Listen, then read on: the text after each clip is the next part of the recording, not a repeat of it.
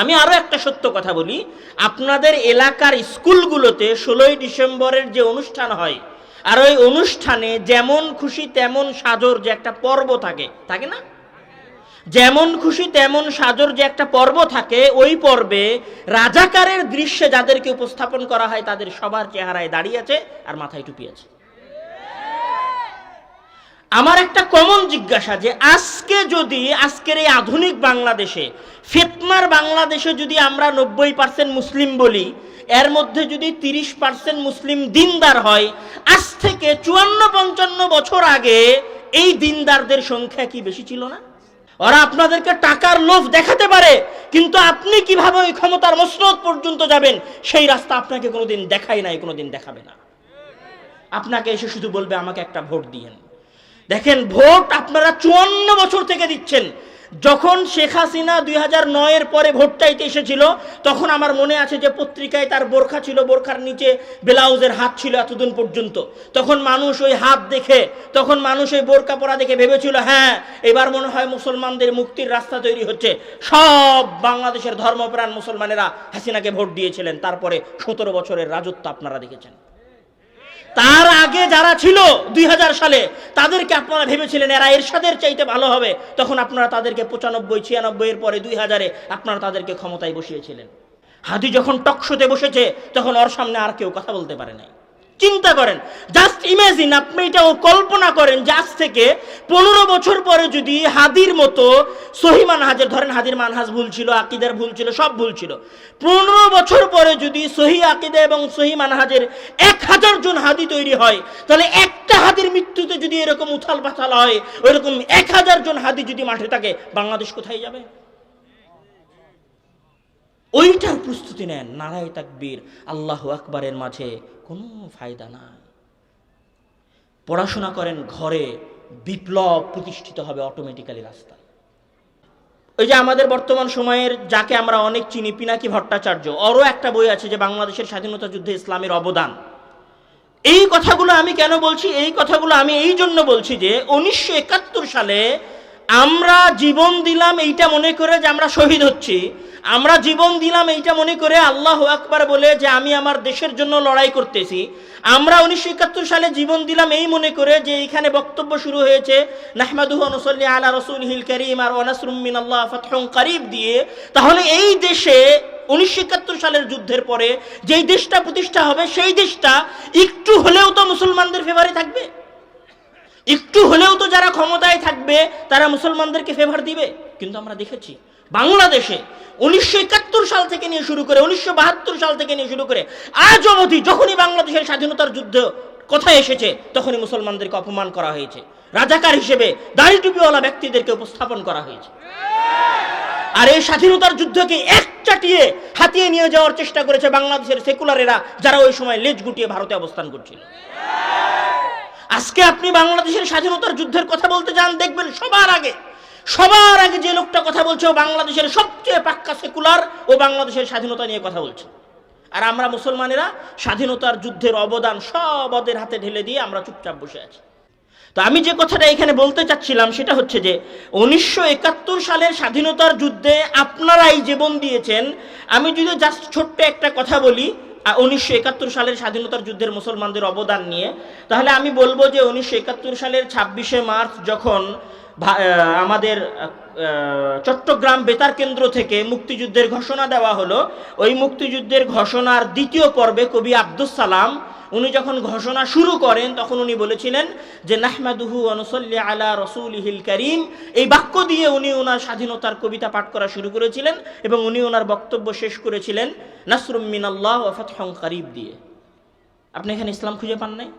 স্লোগানটা আপনারা অনেকদিন আব্দুল্লাহ ভাইয়ের মুখেও শুনেছেন যে তেরা মেরা রিশতা কিয়া লা ইলাহা ইল্লাল্লাহ, মানে তোমার আমার সম্পর্ক কি?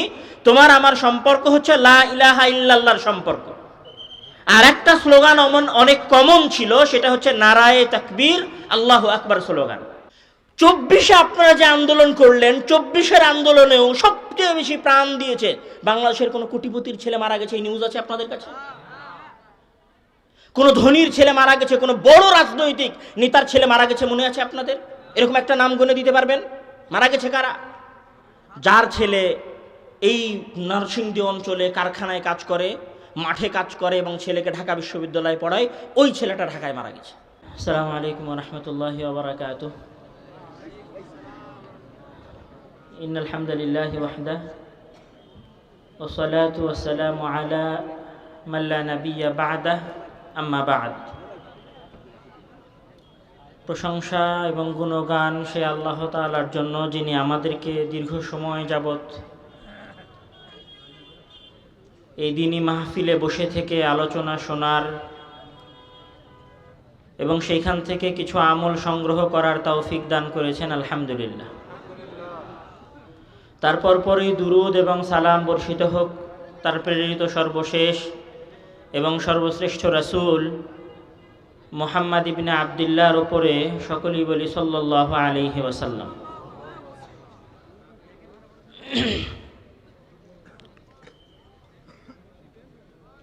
আপনারা দীর্ঘ সময় প্রায় 2 ঘন্টা যাবত আব্দুর রহিম বিন আব্দুর রাজ্জাকের আলোচনা শুনছিলেন। আপনারা আব্দুল্লাহ ভাইয়ের আলোচনাও আসলে শুনেছেন। আমি বক্তৃতার এই মাঠে আমার তেমন কোনো পদচারণা নাই, আর আমার বক্তব্য দিয়েও খুব অভ্যাস নাই।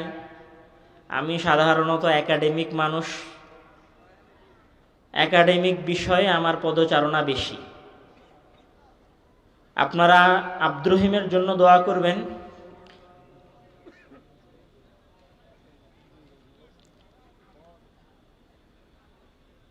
আমাদের 3 ভাইয়ের মাঝেও সবচেয়ে সহজ সরল,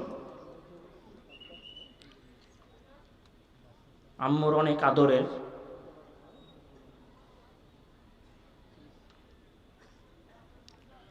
আমরা ওর মাঝে আব্বুর প্রতিচ্ছবি দেখতে পাই।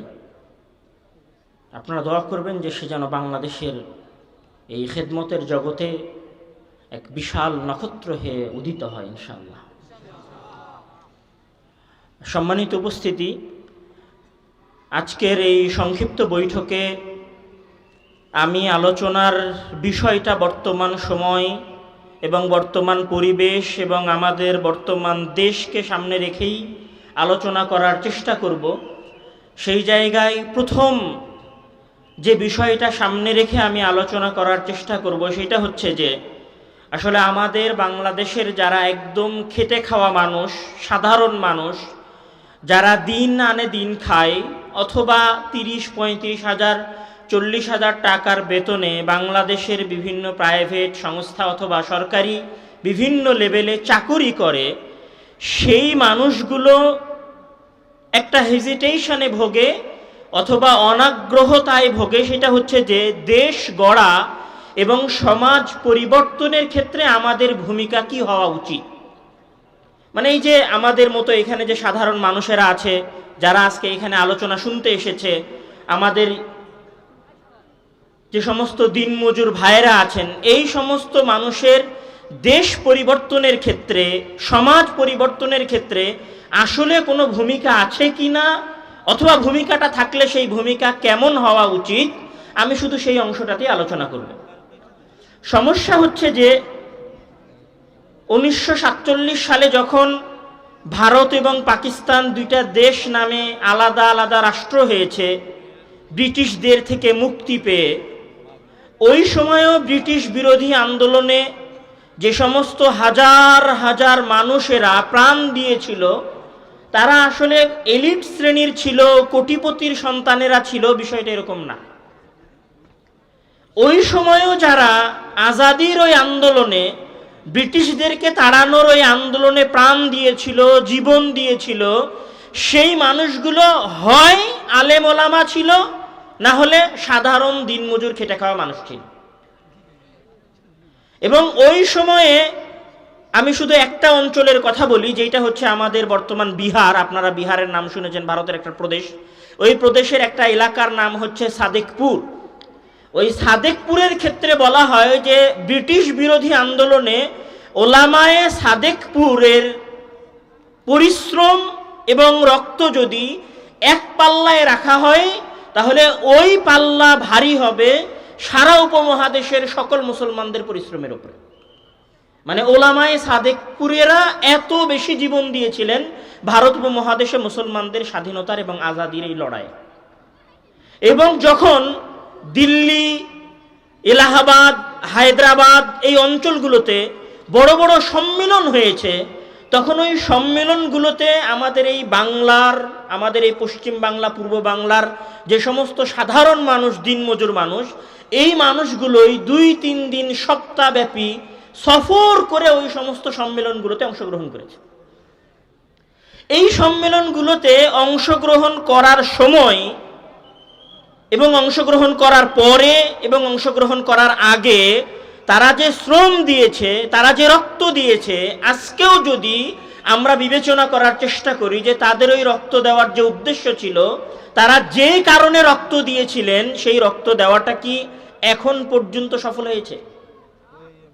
সফল হয় নাই। ওই সময় ওনারা ট্রেনে স্লোগান দিয়ে যেতেন। ওনাদের স্লোগানগুলো আমাদের ইতিহাসের বিভিন্ন বইয়ে লেখা আছে। তার মধ্যে পাকিস্তানি একটা কবির অনেক প্রসিদ্ধ স্লোগান ছিল, যে স্লোগানটা আপনারা অনেকদিন আব্দুল্লাহ ভাইয়ের মুখেও শুনেছেন, যে তেরা মেরা রিশতা কিয়া লা ইলাহা ইল্লাল্লাহ, মানে তোমার আমার সম্পর্ক কি? তোমার আমার সম্পর্ক হচ্ছে লা ইলাহা ইল্লাল্লাহর সম্পর্ক।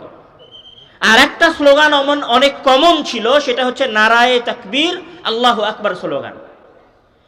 তাহলে ব্রিটিশ বিরোধী আন্দোলনের যে জিহাদি আন্দোলন হয়েছিল, যে লড়াই হয়েছিল, সেই লড়াই মূলত আল্লাহু আকবার এই স্লোগানের উপরেই হয়েছিল, আর লা ইলাহা ইল্লাল্লাহ এই কালেমার উপরেই হয়েছিল। আচ্ছা, যদি আল্লাহু আকবার এবং লা ইলাহা ইল্লাল্লাহর স্লোগানের উপরেই আন্দোলন হয়ে থাকে এবং স্বাধীনতার আজাদির লড়াই হয়ে থাকে, তাহলে লড়াইয়ের পরে স্বাধীন হওয়া এই মুসলিম রাষ্ট্রের নিয়ম কানুন, সংবিধান, বিচার ব্যবস্থা কি হওয়া দরকার ছিল? ইসলামিক হওয়া দরকার ছিল। সবচেয়ে বড় প্রশ্ন হচ্ছে, যেই আন্দোলন এবং যেই যুদ্ধকে আপনি জিহাদি আন্দোলন বললেন, জিহাদের নামে প্রাণ দেওয়ার পরে, জিহাদের নামে জীবন দেওয়ার পরে যেই দেশ প্রতিষ্ঠা হয়, সেই দেশে কি ইসলামী শাসনের বাইরে অন্য কোনো শাসন ব্যবস্থা প্রতিষ্ঠা করার কোনো অপশন থাকে? থাকে না। কিন্তু আপনারাই প্রাণ দিয়েছেন, আপনাদের মতো সাধারণ মানুষেরা প্রাণ দিয়েছেন, কিন্তু প্রাণ দেওয়ার পরে ক্ষমতা চলে গেছে তৎকালীন সময়ের সবচেয়ে এলিট শ্রেণীর সন্তান মিস্টার আলী জিন্নাহর কাছে, এবং মিস্টার আলী জিন্নাহর আশেপাশে যারা ছিল তাদের কাছে। প্রাণ দিয়েছে সাধারণ মানুষ কিন্তু আল্লাহু আকবার বলেই, প্রাণ এবং জীবন দিয়েছে সাধারণ মানুষ কিন্তু লা ইলাহা ইল্লাল্লাহ বলেই। কিন্তু যাদের হাতে ক্ষমতার ডোর ছিল, তারা যেহেতু সেকুলার ছিল, সুতরাং আমরা কি করতে পারিনি? ইসলামী শাসন ব্যবস্থা প্রতিষ্ঠা করতে পারি নাই। ঠিক 1947 সালের পরে যখন 1971 সালে বাংলাদেশ স্বাধীন হলো, আপনারা সবাই, আমাদের বাংলাদেশে আসলে বাংলাদেশের স্বাধীনতার যুদ্ধের ইতিহাস এত বিকৃত করে, এত জঘন্যভাবে পেশ করা হয়েছে যে একজন সাধারণ মুসলিমও দাড়ি রাখতে এবং টুপি পরতে ইতস্ত বোধ করে। আমি আরো একটা সত্য কথা বলি, আপনাদের এলাকার স্কুলগুলোতে 16ই ডিসেম্বরের যে অনুষ্ঠান হয়, আর ওই অনুষ্ঠানে যেমন খুশি তেমন সাজর যে একটা পর্ব থাকে, থাকে না? যেমন খুশি তেমন সাজর যে একটা পর্ব থাকে, ওই পর্বে রাজাকারের দৃশ্যে যাদেরকে উপস্থাপন করা হয়, তাদের সবার চেহারায় দাড়ি আছে আর মাথায় টুপি আছে। আমার একটা কমন জিজ্ঞাসা, যে আজকে যদি আজকের এই আধুনিক বাংলাদেশে, ফিতনার বাংলাদেশে যদি আমরা 90% মুসলিম বলি, এর মধ্যে যদি 30% মুসলিম দিনদার হয়, আজ থেকে 54-55 বছর আগে এই দিনদারদের সংখ্যা কি বেশি ছিল না? আমার প্রশ্নটা মনে হয় বুঝেন নাই। এত ফিতনার জগতে যদি আমরা অন্তত এতটুকু বলতে পারি যে বাংলাদেশের 30% মানুষের মুখে দাড়ি আছে, অথবা 30% মানুষ দাড়ি না রাখলেও দিনদার, সালাত প্রতিষ্ঠা করে।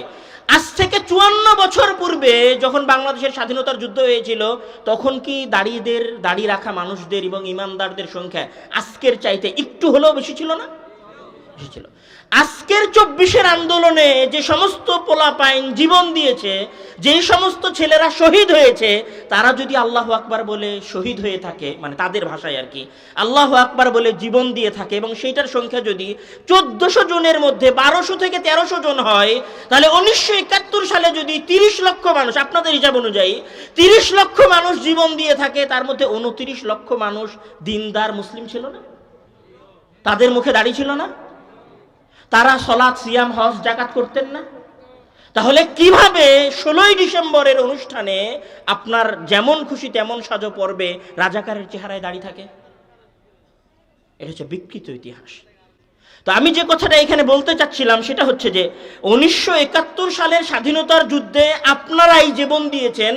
আমি যদি জাস্ট ছোট্ট একটা কথা বলি 1971 সালের স্বাধীনতার যুদ্ধের মুসলমানদের অবদান নিয়ে, তাহলে আমি বলবো যে 1971 সালের 26শে মার্চ যখন আমাদের চট্টগ্রাম বেতার কেন্দ্র থেকে মুক্তিযুদ্ধের ঘোষণা দেওয়া হলো, ওই মুক্তিযুদ্ধের ঘোষণার দ্বিতীয় পর্বে কবি আব্দুস সালাম উনি যখন ঘোষণা শুরু করেন তখন উনি বলেছিলেন যে নাহমাদুহু ওয়া নুসাল্লি আলা রাসূলিহিল কারীম। এই বাক্য দিয়ে উনি ওনার স্বাধীনতার কবিতা পাঠ করা শুরু করেছিলেন এবং উনি ওনার বক্তব্য শেষ করেছিলেন নাসরুম মিনাল্লাহ ওয়া ফাতহুন কারীব দিয়ে। আপনি এখানে ইসলাম খুঁজে পান নাই? আধুনিক ইসলাম হলেও ইসলাম খুঁজে পান নাই? এখানে ইসলাম আছে। তারপরে 1971 সালের স্বাধীনতা যুদ্ধ চলা অবস্থায় 14 এপ্রিল যখন বাংলাদেশের অস্থায়ী সরকারের পক্ষ থেকে জনসাধারণের কাছে যেই লিফলেট, ওই সময় যারা যুদ্ধ করেছে তারা ভালো বলতে পারবে, যে প্রচারণা পত্র পাঠানো হয়েছিল, সেই প্রচারণা পত্রটা আপনারা আবার পড়ে দেখিয়েন। ওই প্রচারণা পত্রের পুরো লাইনে এবং প্রত্যেক লাইনে আল্লাহ এবং মুসলমানদের এবং আল্লাহর জমিনে স্বাধীনভাবে বসবাসের কথা লেখা আছে। 1971 সালে যত যুদ্ধ হয়েছে ওই সমস্ত যুদ্ধের যত সেক্টর কমান্ডার ছিলেন, অধিকাংশ না 99.9% সেক্টর কমান্ডারেরা মুসলিম ছিলেন। বাংলাদেশের যতজন বীরশ্রেষ্ঠ আছে 7 জন বীরশ্রেষ্ঠ, 7 জনের 7 জন বীরশ্রেষ্ঠই কি মুসলমানদের মধ্যে। এবং বাংলাদেশের মুক্তিযুদ্ধের যে হয়েছে, এই সমস্ত মুক্তিযুদ্ধে যে সমস্ত ক্যাম্প ছিল, সকল ক্যাম্পে সালাত আদায় করা এবং কোরআন তেলাওয়াতের জায়গা ছিল। যদি আমার এই কথাগুলো বিশ্বাস না হয়, তাহলে গণপ্রজাতন্ত্রী বাংলাদেশ সরকারের পক্ষ থেকে মুক্তিযুদ্ধের স্বাধীনতার দলিলপত্র নামে বিশাল বই আছে, ওই বই পড়ে নিয়েন। 3য় খণ্ড, 4র্থ খণ্ড এবং 5ম খণ্ড। 1ম খণ্ডেও কিছু আলোচনা আছে। ওই যে আমাদের বর্তমান সময়ের যাকে আমরা অনেক চিনি, পিনাকি ভট্টাচার্য, ওরও একটা বই আছে যে বাংলাদেশের স্বাধীনতা যুদ্ধে ইসলামের অবদান। এই কথাগুলো আমি কেন বলছি? এই কথাগুলো আমি এই জন্য বলছি যে 1971 সালে আমরা জীবন দিলাম এইটা মনে করে যে আমরা শহীদ হচ্ছি, আমরা জীবন দিলাম এইটা মনে করে আল্লাহু আকবার বলে যে আমি আমার দেশের জন্য লড়াই করতেছি। আমরা 1971 সালে জীবন দিলাম এই মনে করে যে এইখানে বক্তব্য শুরু হয়েছে নাহমাদুহু ওয়া নুসাল্লি আলা রাসূলিহিল কারীম আর ওয়া নাসরুম মিনাল্লাহ ফাতহুন কারীব দিয়ে।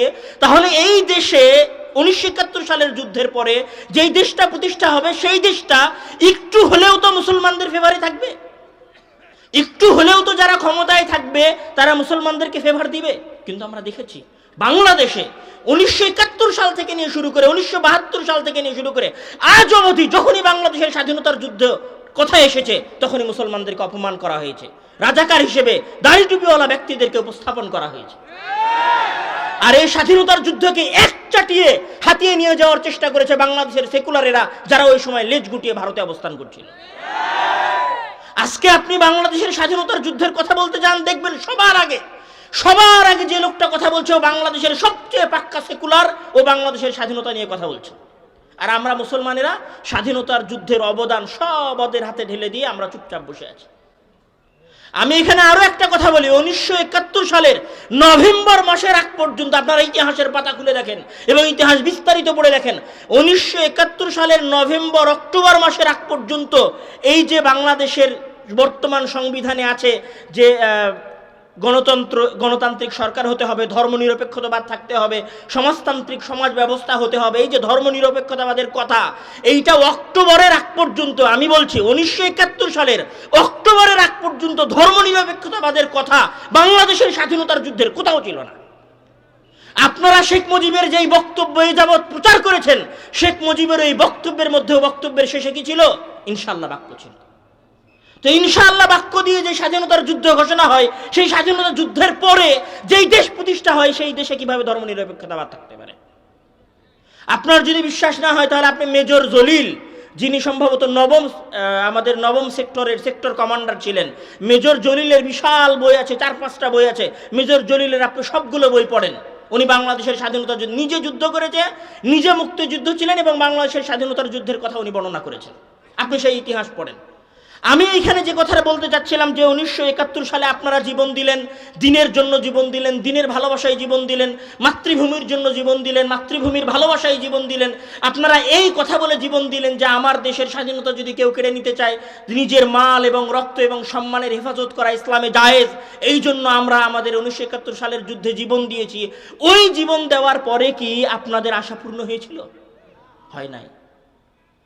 24-এ আপনারা যে আন্দোলন করলেন, 24-এর আন্দোলনেও সবচেয়ে বেশি প্রাণ দিয়েছে বাংলাদেশের কোন কোটিপতির ছেলে মারা গেছে, এই নিউজ আছে আপনাদের কাছে?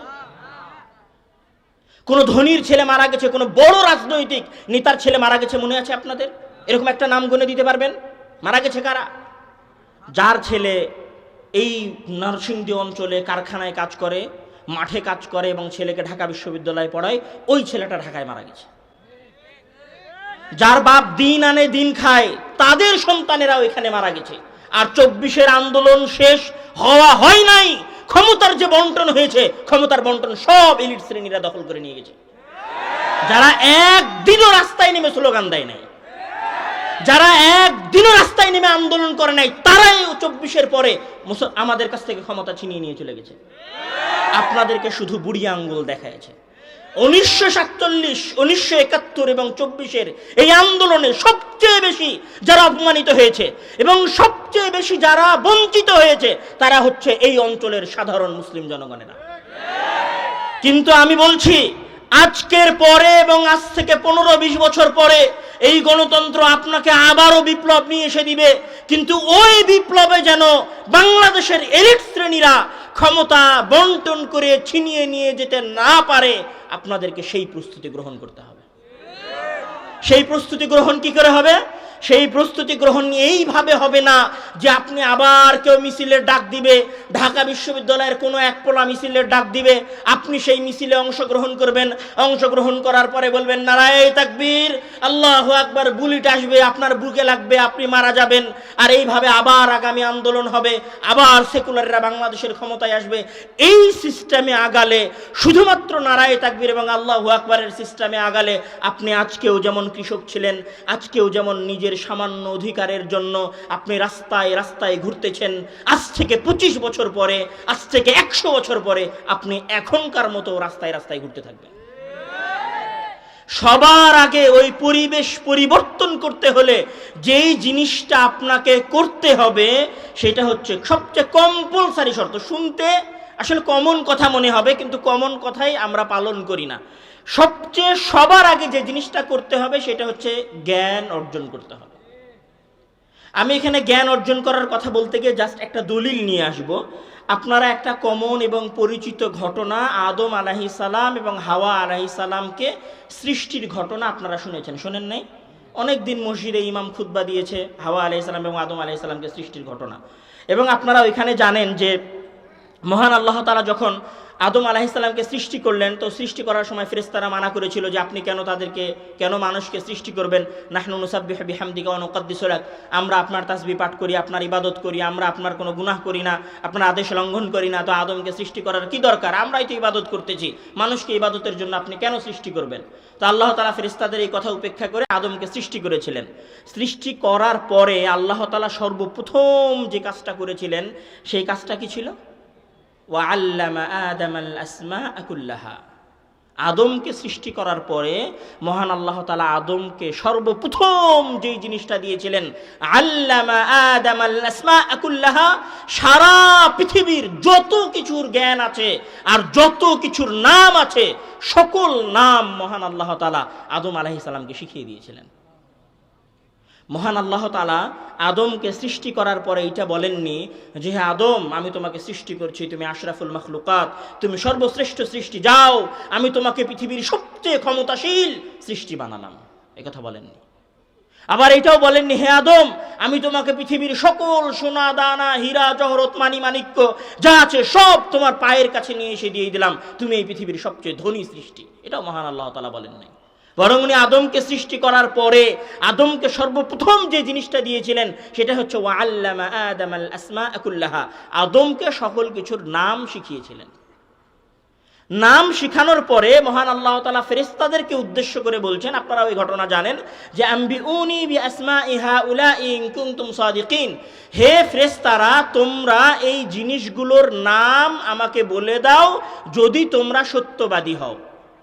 মানে আমি যদি একটু বোঝানোর জন্য বলি যে আমরা যদি এখানে দুইজন ব্যক্তিকে দাঁড় করিয়ে দিয়ে বলি যে আপনি বলেন তো এইটার নাম কি, আপনি বলেন তো এইটার নাম কি, একজন পারছে একজন পারছে না, তো এরকম দুইজনকে দাঁড় করিয়ে দিয়ে কে পারছে কে পারছে না এটা দেখাকে কি বলে বাংলায়?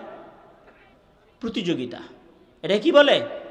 প্রতিযোগিতা। তাহলে আদম এবং ফেরেশতাদের মাঝে পৃথিবীর ইতিহাসের সর্বপ্রথম যে প্রতিযোগিতা সংঘটিত হচ্ছে সেটা কিসের প্রতিযোগিতা ছিল? সেটা কিসের প্রতিযোগিতা ছিল? জ্ঞানের। যারা একটু আগেই ঠিক বলে স্লোগান দিচ্ছিলেন, যারা এখান থেকে বের হয়ে রাস্তায় গিয়ে নারায়ে তাকবীর স্লোগান দিবেন, আমি তাদের কাছে শুনতে চাচ্ছি ওই প্রতিযোগিতাটা কিসের প্রতিযোগিতা ছিল? জ্ঞানের প্রতিযোগিতা ছিল। কে জানে আর কে জানে না সেটার প্রতিযোগিতা ছিল। তাহলে আজকেও যদি কেউ প্রকৃত প্রতিযোগিতায় নামতে চায় তাহলে সেটা কিসের প্রতিযোগিতা? জ্ঞানের প্রতিযোগিতা। যখন আদমকে জ্ঞান শিক্ষা দেওয়া হয়ে গেল, প্রতিযোগিতা হয়ে গেল, তারপরে মহান আল্লাহ তাআলা ফেরেশতাদেরকে উদ্দেশ্য করে বললেন যে উসজুদু লি আদম, তোমরা আদমকে কি করো? সিজদা করো। মানে যখন জ্ঞানের শ্রেষ্ঠত্ব প্রমাণিত হয়ে গেছে তখন এবার উনি ফেরেশতাদেরকে কার সিজদা করতে বলেছেন? আদমের সিজদা করতে বলেছেন। আজকে আমি যদি আজকের কথা বলি, আজকের সারা বিশ্ব ইউরোপ এবং আমেরিকার সিজদা করতেছে, ইসরায়েল এবং ব্রিটেনের সিজদা করতেছে। কেন? তাদের কাছে জ্ঞান আছে এই কারণে। কেন? টাকা তো সৌদি আরবের কাছে সবচেয়ে বেশি আছে, প্রত্যেক দিন নতুন নতুন সোনার খনি বের হচ্ছে। টাকা তো সবচেয়ে আছে কুয়েতের কাছে, সবচেয়ে বেশি তেল আছে তো ইরাকের কাছে, সবচেয়ে বেশি তেল আছে তো সিরিয়ার কাছে। পুরো মুসলিম বিশ্বের কাছে তেলের আমি যদি বলি যে 80 থেকে 70 ভাগ আছে তাও বললে ভুল হবে না। আরামকোর কাছে, সৌদি কোম্পানি আরামকোর কাছে 65% তেল আছে সারা পৃথিবীর। সোনা দাহানা সব আছে হচ্ছে আফ্রিকার অঞ্চলগুলোতে। আফ্রিকার যে সমস্ত খেটে খাওয়া মানুষ, উগান্ডা আর আপনারা যে সমস্ত দেশের নাম জানেন, এই সমস্ত অঞ্চলগুলোতে আছে সোনা দাহানা হীরা জহরত যা পাওয়া যায় দুর্লভ সকল উপাদান আছে আফগানিস্তানে। তাহলে সকল টাকা পয়সা উপাদান আমাদের কাছে থাকার পরেও আমরা যাদের কাছে গিয়ে, যাদের দরবারে গিয়ে সিজদা করতেছি তারা হচ্ছে ইউরোপ আমেরিকার লোকেরা। কেন? তাদের কাছে জ্ঞান আছে এই কারণে। যেই দিন আপনার কাছে জ্ঞান ছিল, যেই দিন আপনার কাছে জ্ঞান ছিল সেটা ওই দিন যেই দিন আপনার কাছে বাগদাদ ছিল, সেই দিন ওই বাগদাদে সারা পৃথিবীর শাসকেরা এসে সিজদা করে যেত। যেই দিন আপনার কাছে বাগদাদে হাউস অফ উইজডম ছিল, যেটাকে বলা হয় বর্তমান আধুনিক যুগের অক্সফোর্ডের চাইতেও কয়েক গুণ বেশি বিজ্ঞানী এবং গবেষকদের গবেষণাগার, সেই হাউস অফ উইজডম যেই দিন আপনার কাছে বাগদাদে ছিল সেই দিন সারা পৃথিবীর শাসকেরা আপনাদের কাছে এসে সিজদা করত। আজকে যেমন আপনারা ট্রাম্পের সাথে কোনো একটা চুক্তি হলে উল্লাস করেন না যে অমুক দেশের অমুক ট্রাম্পের সাথে চুক্তি হলো, ওয়াও এটা মুসলমানদের একটা বিশাল সফলতা। ঠিক ওই দিন হারুন আর রশিদের সাথে যখন খ্রিস্টান শাসকেরা চুক্তি করে যেত তখন তারা তাদের দেশে গিয়ে উল্লাস করত যে আমরা হারুন আর রশিদের সাথে চুক্তি করে এসেছি। কেন? সেই দিন হারুন আর রশিদের কাছে বাগদাদে জ্ঞান ছিল। যেই দিন আপনার কাছে আন্দালুসে, গ্রানাডা এবং কর্ডোভায় জ্ঞান ছিল, সেই দিন ইউরোপ থেকে ইউরোপের ছাত্ররা, ইউরোপের সন্তানেরা জ্ঞান অর্জন করার জন্য আসতো কর্ডোভা এবং আন্দালুসে। আর যেই দিন আপনার কাছে কর্ডোভা এবং আন্দালুস ছিল, যেই দিন আপনার কাছে বাগদাদ ছিল, যেই দিন আপনার কাছে দেমাস্ক ছিল, যেই দিন আপনার কাছে খোরাসান ছিল, সেই দিন সারা পৃথিবী আপনার ভয় থরথর করে কাঁপত। সব ইতিহাস আপনারা জানেন। সেই দিন কাঁপত শুধু এই কারণে যে আপনাদের কাছে জ্ঞান ছিল। পৃথিবী পরিচালনার মূলনীতি আছে। এই মূলনীতি কোনো সময় ধর্ম দিন এর কারণে চেঞ্জ হয় না। পৃথিবী পরিচালনার মূলনীতি কি? যে সূর্য পূর্ব দিকে উঠবে আর পশ্চিম দিকে অস্ত যাবে, এটা কোনো সময় পরিবর্তন হবে না। যেই দিন পরিবর্তন হবে সেই দিন পৃথিবী ধ্বংস হয়ে যাবে। পৃথিবী পরিচালনার কমন মূলনীতি হচ্ছে যে পরিশ্রম করবে আল্লাহ তাআলা তাকে সেটার প্রতিদান দিবে। যদি অমুসলিমও হয়, যদি সে কাফেরও হয়, ও যদি পরিশ্রম করে তাহলে আল্লাহ তাআলা তাকে প্রতিদান দিবে। দুনিয়ার রুলস হচ্ছে কেউ যদি 100 তলা থেকে লাফ দেয় তাহলে তার মরে যাওয়ার সম্ভাবনা 100%। দুনিয়ার রুলস হচ্ছে যে এখানে এক সময় জোয়ার হয় সমুদ্রে আর এক সময় ভাটা নামে। দুনিয়ার নিয়ম হচ্ছে যেখানে সকাল আছে আর সন্ধ্যা হয়, ঠিক এরকম দুনিয়ার রুলস মানে আল্লাহ তাআলা পৃথিবী পরিচালনায় এই মূলনীতি সেট করে দিয়েছেন যে যারা যখন জ্ঞানকে অর্জন করবে এবং জ্ঞানের প্রতিযোগিতায় নেমে থাকবে এবং জ্ঞানের প্রতিযোগিতায় অংশগ্রহণ করবে, সারা পৃথিবীকে আল্লাহ তাআলা তাদের গোলাম বানিয়ে দিবেন, চাহে সে কাফের হোক চাহে সে মুসলিম হোক। যেই দিন আপনারা আবার আপনাদের সন্তানেরা মানে আপনাদের কৃষকের সন্তানেরা, দিনমজুর মানুষের সন্তানেরা, যেই দিন খেটে খাওয়া লোকগুলোর সন্তানেরা প্রকৃত শিক্ষিত হওয়া শুরু হবে, সেই দিন পরিবর্তন হবে। আপনারা দেখেছেন, আমি কাউকে আইডল বলছি না, আমি কাউকে আমাদের অনুকরণীয় ব্যক্তিত্ব মনে করি না, তারপরেও বলছি যে আপনারা একজন হাদির ভার এবং একজন হাদির যোগ্যতা এবং একজন হাদির মৃত্যুতে পুরো সরকারে যে উথাল পাথাল হয়েছে, সারা বাংলাদেশে যে উথাল পাথাল হয়েছে, সেই উথাল পাথাল আপনারা দেখেছেন। হাদির ওই উথাল পাথালের পেছনের মূল কারণ কি ছিল? হাদির জ্ঞান। হাদি যখন টকশোতে বসেছে তখন ওর সামনে আর কেউ কথা বলতে পারে নাই। চিন্তা করেন, জাস্ট ইমাজিন, আপনি এটাও কল্পনা করেন যে আজ থেকে 15 বছর পরে যদি হাদির মতো সহি মানহাজের, ধরেন হাদির মানহাজ ভুল ছিল, আকীদার ভুল ছিল, সব ভুল ছিল, 15 বছর পরে যদি সহি আকীদা এবং সহি মানহাজের 1000 জন হাদি তৈরি হয়, তাহলে একটা হাদির মৃত্যুতে যদি এরকম উথাল পাথাল হয়, ওইরকম 1000 জন হাদি যদি মাঠে থাকে, বাংলাদেশ কোথায় যাবে? ওইটার প্রস্তুতি নেন। নারায়ে তাকবীর, আল্লাহু আকবারের মাঝে কোনো ফায়দা নাই। পড়াশোনা করেন ঘরে, বিপ্লব প্রতিষ্ঠিত হবে অটোমেটিক্যালি রাস্তায়। হারিয়ে যান টেবিলের মাঝে, হারিয়ে যান লাইব্রেরির বইয়ের সেলফে, তারপর ওইখান থেকে বারুদের মতো বের হন। আপনি যেই দিন বারুদের মতো বের হবেন, সেই দিন এই দেশে এক নীরব অভ্যুত্থান সংঘটিত হবে। সেই দিন এই যে এলিট শ্রেণীর রাজার ছেলে রাজাদেরকে দেখছেন না, এরা কোনোদিন আর থাকবে না। ওরা আপনাদেরকে শুধু বেকার হওয়ার রাস্তা বলে দিতে পারে, ওরা আপনাদেরকে শিক্ষিত হওয়ার রাস্তা কোনোদিন বলে দেয় নাই, কোনোদিন বলে দিবে না।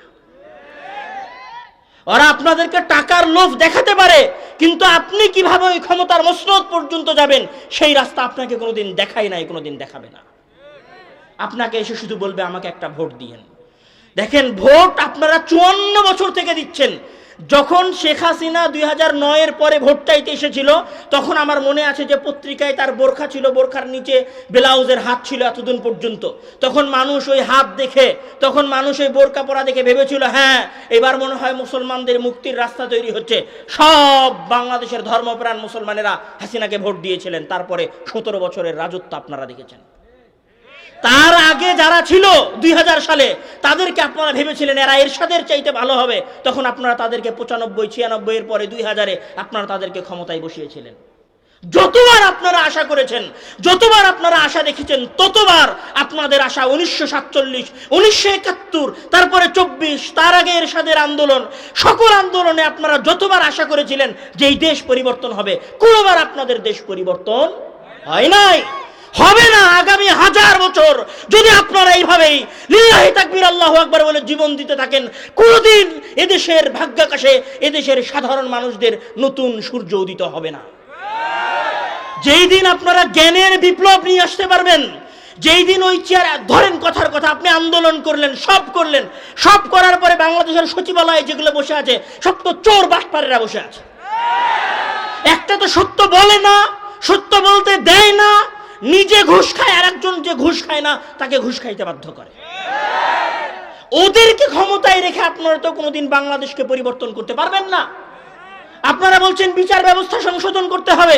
বিচার ব্যবস্থায় যে জজ আর উকিলেরা বসে আছে সব তো চোর বাটপার মিথ্যুকেরা বসে আছে, কিভাবে সমাধান হবে? তাহলে ওই জায়গায় এমন সন্তানকে পাঠাতে হবে যে তার বাপকে দেখেছে যে আমার বাপ মাঠে কাজ করেছে আর আমার বাপ আমাকে দ্বীনের শিক্ষা দিয়েছে যে মরে গেলেও সত্য বলতে হবে, মরে গেলেও ন্যায় প্রতিষ্ঠা করতে হবে, মরে গেলেও আদল প্রতিষ্ঠা করতে হবে, মরে গেলেও ইনসাফ প্রতিষ্ঠা করতে হবে, আমার শত্রুর সাথে হলেও আমাকে ইনসাফ করতে হবে। এই রকম বিশ্বাস নিয়ে পড়াশোনা করে সঠিক আকীদা এবং মানহাজ রেখে যেই ছেলে ওই আন্দোলনে যাবে, যেই ছেলে ওই সচিবালয়ে যাবে, যেই ছেলে জজ এবং উকিল হবে, আজ থেকে 25 বছর পরে হলেও বাংলাদেশের ভাগ্যাকাশে নতুন আলো উদিত হবে। সেইটার জন্য আপনাদেরকে প্রস্তুতি নিতে হবে, সেইটার জন্য আপনার সন্তানকে প্রস্তুত করতে হবে। এই যে আজকে এই জালসায় এতগুলো মানুষ এসেছেন, এতগুলো মানুষের মাঝে জালসা হবে না? জালসার পরে নাসিম ভাই অনেক কষ্ট করে প্রোগ্রাম করেছে, অনেক টাকা পয়সা এটার পেছনে খরচ করেছে। আমরা এসেছি, আব্দুর রহিম বক্তব্য দিয়েছে, আমি বক্তব্য দিচ্ছি, আমার পরে আবদুল্লাহ ভাই বক্তব্য দিচ্ছে, আমার বক্তব্যের পরে সাথে সাথে আপনারা ঠিক বলতেছেন, আবদুল্লাহ ভাই বক্তব্য দিবে, তখন আরও জোরে জোরে ঠিক বলবেন। আপনার ওই ঠিকের আওয়াজ শেষ আর আপনার কর্ম শেষ। এই প্রোগ্রামের ভূমিকাও এখানে শেষ। বাংলাদেশে প্রোগ্রাম হচ্ছে না, আপনাদের এলাকায় কতগুলো প্রোগ্রাম হয়েছে, অসংখ্য প্রোগ্রাম হয়েছে। এই প্রোগ্রামে সমাজ পরিবর্তন হয় নাই, এই প্রোগ্রামে সমাজ পরিবর্তন হবে না। আবার বলছি, এই প্রোগ্রামে সমাজ পরিবর্তন হয় নাই, এই প্রোগ্রামে সমাজ পরিবর্তন হবে না। যারা প্রোগ্রামের আয়োজন করছেন তাদের এবং যারা এই প্রোগ্রামে এসেছেন তাদের উভয়েরই নিয়ত পরিবর্তন করা দরকার। আমার আজকের এই অনুষ্ঠানে শুধু একটা অনুরোধ আমি করে যাব, যে আপনারা অন্তত এতটুকু মাথার মধ্যে নিয়ে যান যে আমি আমার সন্তানকে চরম লেভেলের শিক্ষিত করব, এত শিক্ষিত করব এবং তাকে এত যোগ্য করে গড়ে তুলব যেন সে একদিন বাংলাদেশের সাধারণ মানুষদের প্রতিনিধিত্ব করতে পারে। অন্তত এই অনুষ্ঠানের মাঝে থাকা 5টা যুবক এবং 5টা বাবার সন্তান যদি ওই রকম ইন্টেলিজেন্ট এবং ট্যালেন্টেড হতে পারে, তাহলে হয়তো বাংলাদেশের সমাজ পরিবর্তন হতে পারে। আমার আরও 2টা পয়েন্ট ছিল, আমি আমার প্রথম পয়েন্টেই আমার কথা শেষ করছি। গুরুত্বপূর্ণ কথা, সমাজ পরিবর্তন করতে হলে আপনি স্কুলে পড়েন চাহে মাদ্রাসায় পড়েন, আপনি বিশ্ববিদ্যালয়ে পড়েন চাহে কওমি মাদ্রাসা থেকে দাওরা ফারেক করেন, আপনার মাথার মধ্যে এই জিনিসটা রাখেন যে জ্ঞান ছাড়া কোনোদিন সমাজ পরিবর্তন হয় নাই, কোনোদিন জ্ঞান ছাড়া সমাজ পরিবর্তন হবে না। জ্ঞান অর্জন করার প্রতিযোগিতায় নামেন, আপনি জ্ঞান অর্জন করতে থাকেন, সাথে সত্যবাদিতা, ইনসাফ এবং ন্যায়পরায়ণতা রাখেন। আপনি যদি অমুসলিমও হন, আপনি যদি সলাতও আদায় না করেন, আপনি যদি কাফেরও হন, তারপরেও দেখবেন যে একটা সুন্দর রাষ্ট্র আপনার প্রতিষ্ঠা করতে পেরেছেন। মানে এটা হচ্ছে মূলনীতি। আল্লাহ তাআলা এইভাবে পৃথিবীটাকে রেখে দিয়েছেন। আমি অনুরোধ করব আজকের এই আলোচনায়, একটা আমার শেষ অনুরোধ, যেই অনুরোধের উপরে আমি বক্তব্য দিচ্ছি। দেখেন, আপনারা 47-এ জীবন দিয়েছেন, 71-এ জীবন দিয়েছেন, 24-এ জীবন দিয়েছেন। আমি চাই না সামনে আরও একটা বিপ্লব আসুক, সেই বিপ্লবে আপনাদের সন্তানেরা আবার জীবন দিক, আবার এলিট শ্রেণীরা দেশ থেকে এসে ক্ষমতা আপনাদের কাছ থেকে নিয়ে যাক, দেশের বাইরে থেকে এসে ক্ষমতা আপনাদের কাছে নিয়ে যাক, দেশে এসি ঘরের মধ্যে বসে থেকে ক্ষমতা আপনাদের কাছে নিয়ে যাক। এই রকম বঞ্চিত হওয়া দৃশ্য আমি বারবার দেখতে চাই না। আমি চাই আগামীর যে বিপ্লব হবে, সেই বিপ্লবে যে সমস্ত যুবকেরা বাংলাদেশের শাসন ক্ষমতায় যাবে, যে সমস্ত যুবকেরা বাংলাদেশের সচিবালয়ে যাবে, যে সমস্ত যুবকেরা বাংলাদেশের জজ, আদালত, হাইকোর্টে যাবে, সেই সমস্ত যুবকেরা যেন বাংলাদেশের আনাচে কানাচে থেকে উঠে আসা সাধারণ, দিনদার, মুনসিফ, সত্যবাদী, পড়ুয়া যুবক হয়। আমি উদাত্ত আহ্বান জানাবো যে আপনারা এক নীরব অভ্যুত্থানের প্রস্তুতি গ্রহণ করেন। আল্লাহ তাআলা আমাদেরকে সেই নীরব অভ্যুত্থান বাস্তবায়নের পথে এগিয়ে যাওয়ার তৌফিক দান করুক। আল্লাহুম্মা আমিন। ওয়া আখিরু দাওয়ানা আলহামদুলিল্লাহি রাব্বিল আলামিন। আসসালামু আলাইকুম ওয়া রাহমাতুল্লাহি ওয়া বারাকাতুহু।